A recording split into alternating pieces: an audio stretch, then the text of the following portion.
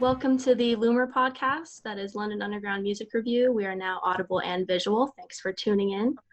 This week on the pod, we have the band Greer from California. They make very sincere music in the alternative indie rock genre. They just put out their debut EP, Lullaby for You, in July. Thank you so much for being on the podcast, guys. Thanks for having us. Yeah, thanks for having us. Do you guys want to just go around and introduce yourselves by name and like what your role in the band is? Somebody start. Lucas, go. All right. My name is Lucas. I'm the drummer. I also help write songs sometimes. That's basically me. I have a cat. His name is Frankie. Nice. Thank you. I'm Seth. I play bass in the band, and I also sing and help write songs as well. Someone else go. I'm Josiah. I am the rhythm guitarist, and I do lead vocals, and I also help write songs sometimes. We all write, but Corbin. I'm Corbin, and I play lead guitar, and I also sometimes help write songs, and Cool. I don't really. Thank you. I'm the first to say that, I think. So just so Do you guys know. all help write the songs? Yes, believe it or not. Sometimes. Nice. Just sometimes. Effort. It's all like a 25% effort from each of us most of the time. Can't go over 25%. You finish your quarter and then Oh, yeah. somebody else And then has you're to start. done. That's all the credit And you you're get good for the song. year. Yeah, exactly. So, do you guys remember a particular album or musical experience that made you want to like do this as a career? It's a good I mean, question. in the beginning, for sure. I mean, personally, I'm sure you guys know like what I'm gonna say. Like I've said this to everyone in the band a bunch of times, but the first time I listened to Last Splash by the Breeders, that's when I really wanted to start a band of my own, because I was already in a band, and I did want to do this as a career, but I really want to start like my own band, and that's kind of how things led to meeting with Lucas, and then Lucas and I had similar interest in that, and kind of found Corbin, and then just we already knew Corbin, and then we kind of already knew it. It's a very long story. I don't know if that's one of the questions we're going to get into, but I can leave that if it is.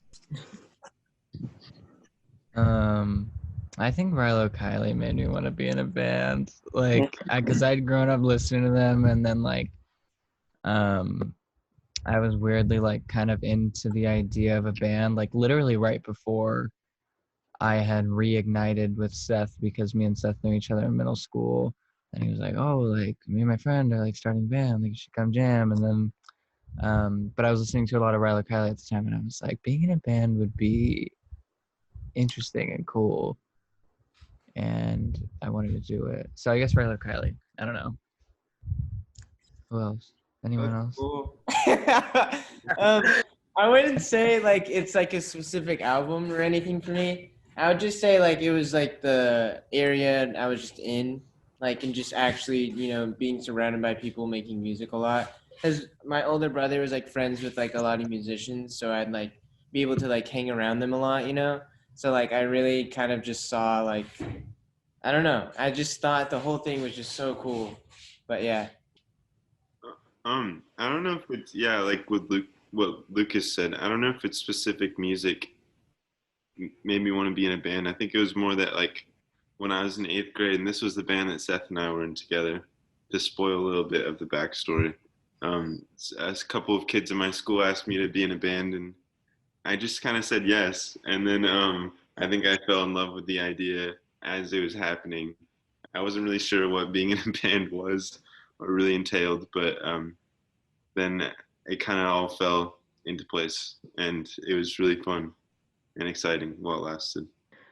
Do you guys remember the first first live performance you saw or first album you bought? Oh man, The first live performance I ever saw was Faith Hill. I thought it was Cyndi Lauper. No, it was Faith Hill. Was it It was Stick? No, I saw Styx so way later. But no, Faith Hill was my first performance, and I know my first album on vinyl was Whitney Houston. It was the Bodyguard soundtrack by Whitney Houston. That's all I've got. What was my first concert, dude? Yeah, that's a tricky one. I don't know, like if I was conscious for my no concert. Dude. I remember like the first concert I have memory of was Matt Costa, but like the first concert that I consciously like wanted to go to was Paul McCartney with my family. I'm pretty sure. That's could a be good wrong. one. That's a good. What was your first like album or vinyl? I don't know. Like I feel like I bought my first album vinyl on my own. Oh my God, what was it? It might have been a Smiths record when I was in like 7th grade. I think I bought Half Full Hollow. Yeah, it was Half Full Hollow. Whoa, that's where you started. Wow, That's where I started. That's some place to start. I think my first album was like Kelly Clarkson. Oh, really? Like, That's a good one too, though. like I didn't listen to like cool music until maybe college. Well, it's subjective, you know? That's true. Yeah. I think my first vinyl was a Sexton Blake record. And Sexton Blake is basically Josh Hodges from Starfucker. And like I was just really into Starfucker, and I think I got it for like Christmas or something. I think my first concert though was a Mac DeMarco concert. I think that was my first concert ever. And it was fucking awesome. I remember it just being so awesome. And like, Dude, did he bring a fan up on stage to play Forgotten Neighborhood? dude, I was about to ask that. no, literally everyone was on stage, and it was so small, and like I didn't realize what a concert was, and like Or was it? started moshing like so fucking hard, and like I never understood that, and just pushing into each other, and like it was just crazy. Mac DeMarco, It wasn't at the observatory, was it? No, it was in like San Diego. Okay. Mm-hmm. But yeah. That'd be a good one. I'd love to see Mac live. I've only seen like, the videos online of his crazy improvisations or bringing fan up on stage. He was just so funny. So chill. Yeah, like literally. Like he seemed like he was just such a great performer. I think my first concert was, I think it was the Pacific Symphony, to be honest. Because I used to go to those a lot when I was younger. But I don't think that counts. So I think the next first concert, like my first official concert, was I think a band called I can't remember their name. I know that it was at the Telegram, and that it was really fun, and That's cool. Yeah. So your first it was classical. yeah, because I That used counts. Okay, then yeah, I guess I'll just speak on that one. That was Pacific Symphony. Don't remember the pieces they played. I think I was like in 3rd grade. So That sounds awesome. my repertoire was small. But in my first vinyl, this is gonna be really embarrassing.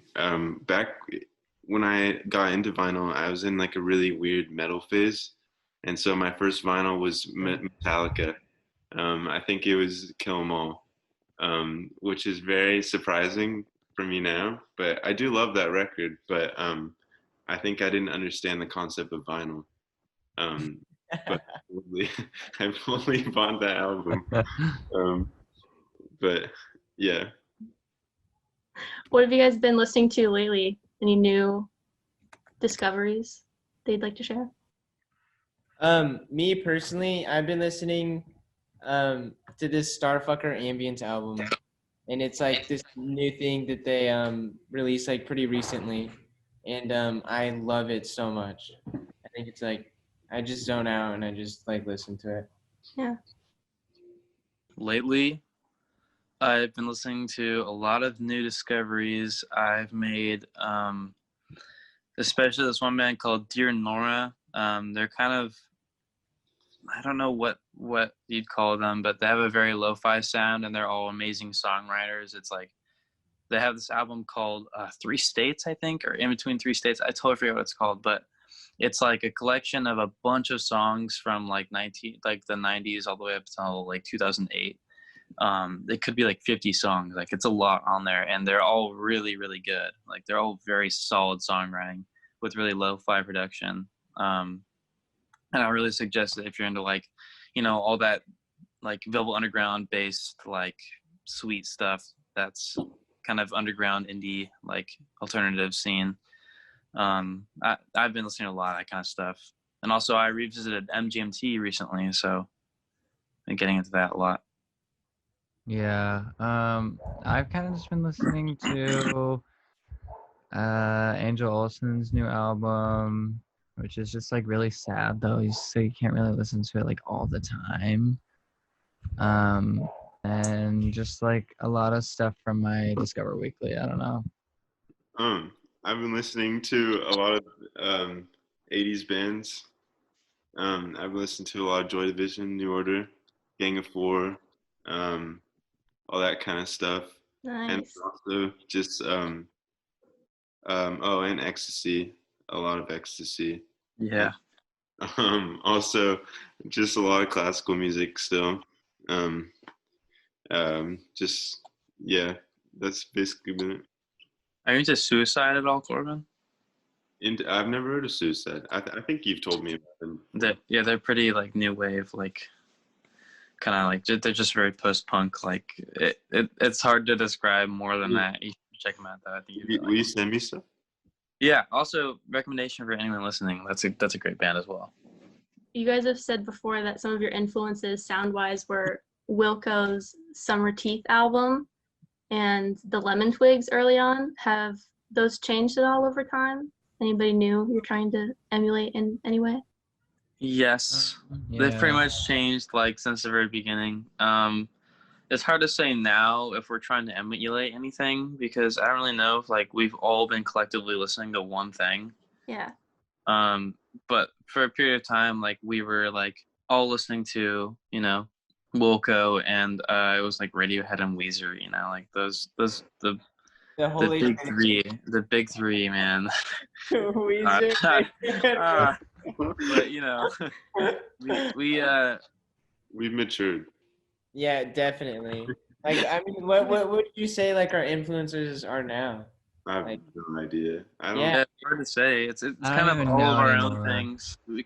It's like just us as like individuals. Like we have our own influences, and we all bring us a different thing on the table, I think. And it's not really like we're trying to emulate anything anymore, which is cool because it feels like we have reached the point of originality for sure, or like the ability to feel original, which is kind of hard in a band because like when you start a band, you're like, oh, I just really want to sound like this band, like that's a lot of the times. But it's cool when you feel like we're just doing this for ourselves instead of like doing this because we want to sound like this band. I think we all just bring things to the table, and if it's good and we all like it, then it sticks. Because I don't think it's where it comes from anymore. It's more like about what we like, and it could come from anywhere. It could be super obscure references or influence from something that maybe if one of us tried to listen to, the other wouldn't like it. But I think it,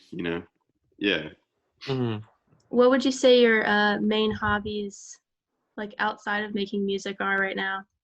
I ride bikes a lot, like with my headphones. My family also just like made a gym. That's not true. No, Lucas is lying, and he's acting like I'm not gonna call him out right now. I like riding my bike a lot with my AirPods on, noise canceling. And my family did just recently build a gym in the garage because I'm living with my family right now. And he's lying. He is lying. No, you guys know that, both of you. He's lying. I didn't know this part. I didn't know the gym part was actually all you. Corbin knows about the gym. I've told Corbin about the gym. Crazy. That really just freaked me out. It's like if you don't have something to say, then just don't say it. Like, just don't steal my thing. Yeah, no. Just like I like roller skating, too. Lucas plays Smash Bros. That's kind of it. A lot of video games. I play a lot of Smash Bros. Like Among Us. Switch, and I just been playing like Nintendo for like the first time in my life. Like I never like played it as a kid. Like I never got to live that. Really? Yeah, I like never really. I played like Pokemon and stuff like that, but I never played like Super Mario Bros. Like I never like got into that. So like I'm just like reliving, that piece of my childhood because I deserve it. Yeah, treat yourself. Yeah. Yeah, I think we can all relate to Among Us right now. I haven't Among played. Us. It is so fun. It is honestly so fun. I think you're the only one, weirdly. Is that a game? Yeah. The one with the like colorful spaceman. Oh, okay. Running around. There's an imposter. It's fun. Okay. What else did you do? Like, what do you do, Corbin or Lucas? Did you guys go already? Lucas already went. He's just video games. I read books. Woo! That's true. What are you reading right now? What's the book? It's like a comedy, like fantasy novel by I think a British writer that I really like. I don't know if anyone's ever read what's it called? Not Restaurant at the End of the Universe, but the other one. Hitchhiker's Guide to the Galaxy. Yeah. Yeah, this is basically like if Lord of the Rings was that book. This is Can I borrow that, please? Yeah, I have like 4 of his books, and I just love every single one of them. They're just hilarious, and it's like basically the concept is like this is really nerdy, but it's like the world is a disc on the back of a giant like turtle flying through space, and there's like 4 elephants holding it up, and like that's basically that's the world, and it's like and It's Always Sunny. Yeah, something like that. Wild. Sounds like Horton Hears a Who. Yeah, that's freaking crazy. That's freaking awesome. Okay. I do art. I make art, and also I play video games, and that's it. Nice. What is funny to you? What is funny about that? that? How you said that. I take it very seriously. I just feel for like lame people. What kind of art? What's your medium?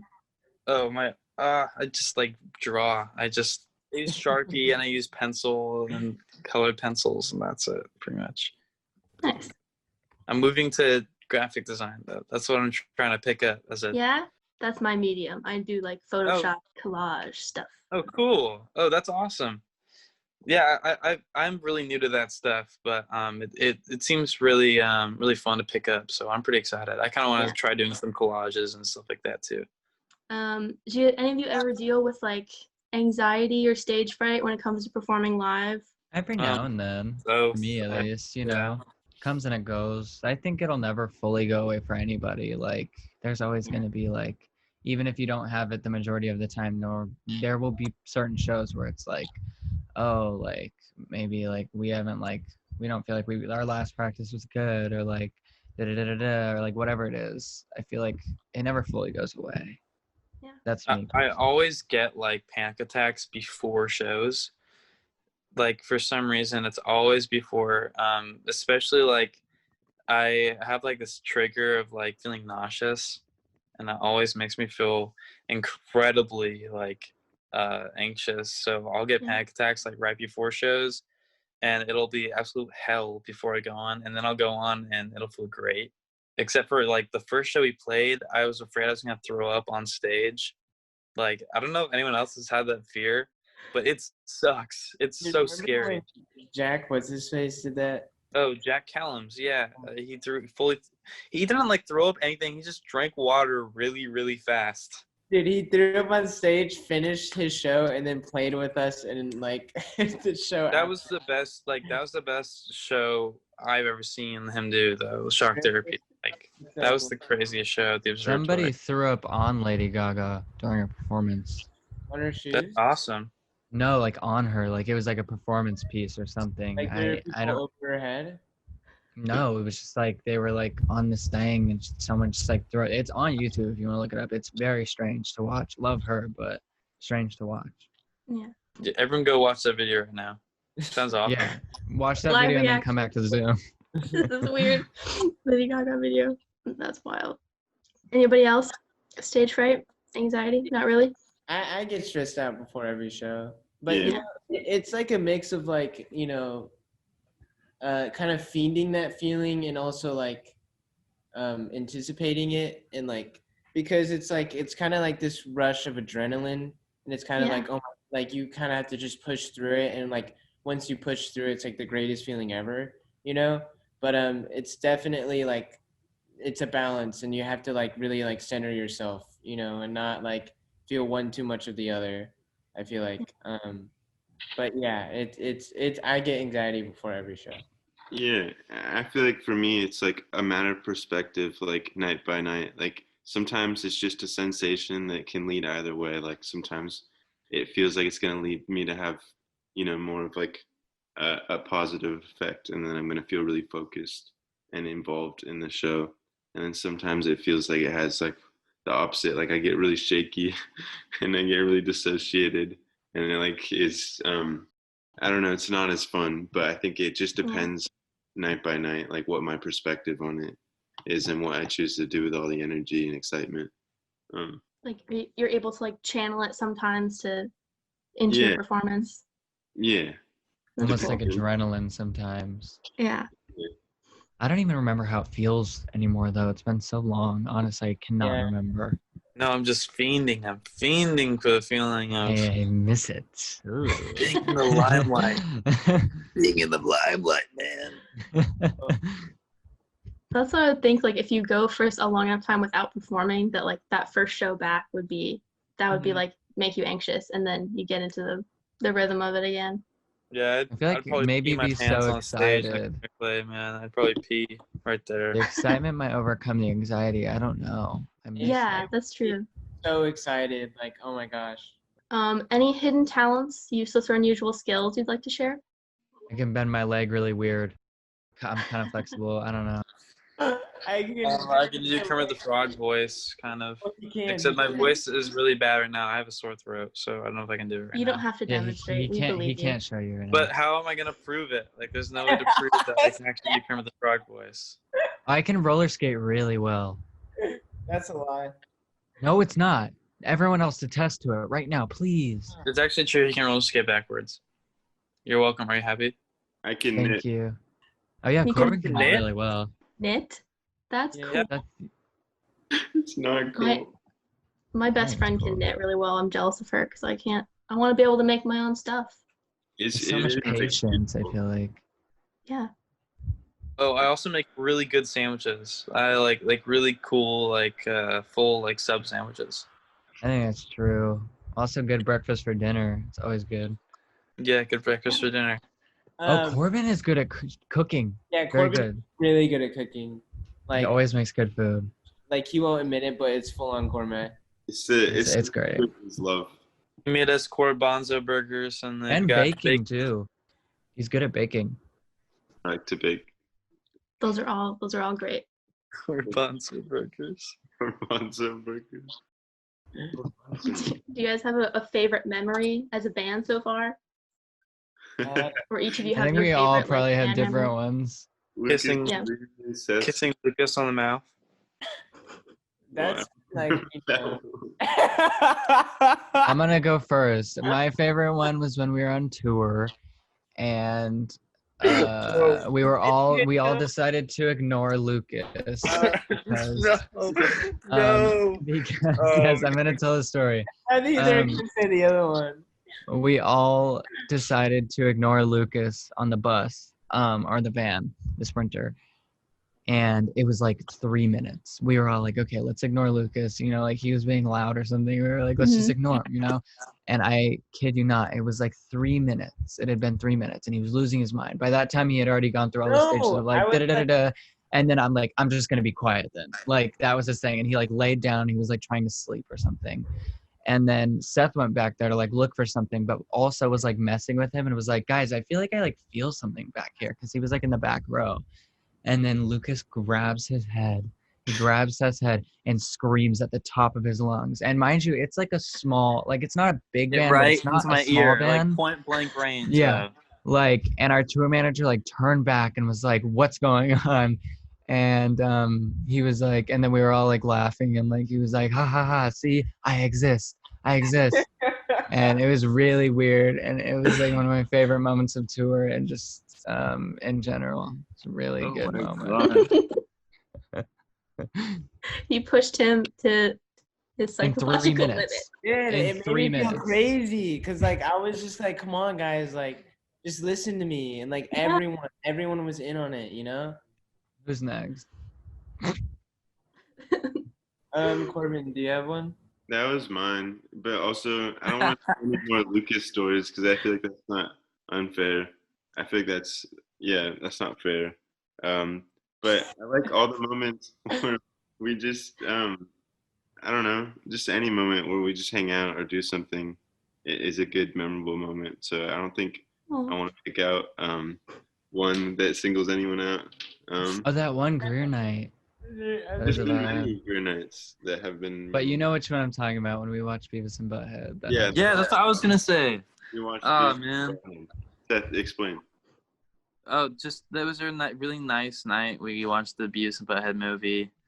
And we went to jacuzzi. I mean, also it was like the night, like one of the first nights that I was talking to like my girlfriend before we started dating. So that's kind of like why it was special. Also, Associated, yeah. But like that doesn't have to do with the band. So that night in general, like sorry, dude.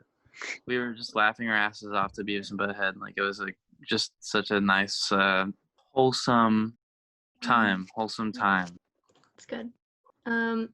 Is there like one thing you'd like to portray or communicate to your fans? What impact are you trying to have with your music? I mean, I think personally, I have always like, just like whatever like music did for me or any of us, because I feel like music, like, I don't know. I've met some people where they're like, I don't really listen to music. And I really don't understand that at all because music is like, it sounds so cheesy, but it's helped me through like awful situations. So I think if we could, in any caliber, kind of do that for somebody, or make music that is like the quote unquote, like even just say like the soundtrack to someone's like life or like teenage years or whatever, like I think that is truly like honestly like to me like very, very cool to think that we could be I don't know, like helping someone in any way, shape, or form. Mm-hmm. I think that's the best answer. That's really good. Okay, well, that's all the questions that I had. We only have like 3 minutes left on this timer. So you need to speed round or something. Just I'll answer really quick. Everyone scream. Would you rather be able to time travel or teleport? Teleport. I used to pray like to teleport. Yeah, teleporting. Teleport when I was a kid. I'd just be like, and please, like, let me like teleport one day. No more Uber. No more flights. Save so much money. Go to France tomorrow. No more walking. No more flying. No more driving. No more boating. No more scootering. Oh man, no more scootering though. No, I would just want to save people with my power. I wouldn't use it to scooter. Well, you don't use it to scooter. You replace it with scooter. I wouldn't use my powers to scooter, dude. Next. It would be good for the environment. Yeah. Oh yeah, that's true. Would you rather get 3 wishes and you can't wish for more wishes, or you have 1 wish every day, but that wish disappears after the day is done and you can't ever wish for the same thing twice? 3 wishes. Yeah, 3 wishes. I kind of like the other one. Get something new every day. Yeah, just something fun. It's pretty fun, yeah. I feel like I have everything I need in life, so like, why would I need something permanent when I could just wish something fun? What if you could wish for a wish tomorrow and wish another wish tomorrow? Yeah, one of the wishes you get unlimited wishes. No. If you're saying you can't, that's stupid. That's cheating. Loophole, all right. That's not even a loophole. That's just a nice Volkswagen Jetta. I agree with Corbin. I would do. I would get like new laces every day. And then they disappear though. I know, but then the next day it'd be new color. Oh, okay, that makes sense. Okay. Case of a zombie apocalypse. Would you rather be the first person to die or the last? Last? I don't know. First. Okay. First. I don't wanna- I don't You know. want to talk about it, Lucas? I would probably want to be the first because then I would probably kill less people than I would have to kill. Okay. Are zombies people? That's true.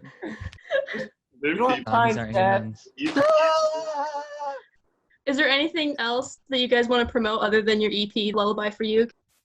Vote if you can. Yeah, Peace. please vote. Yeah, Please vote. okay. Just exercise your right. Love you. Thank you guys.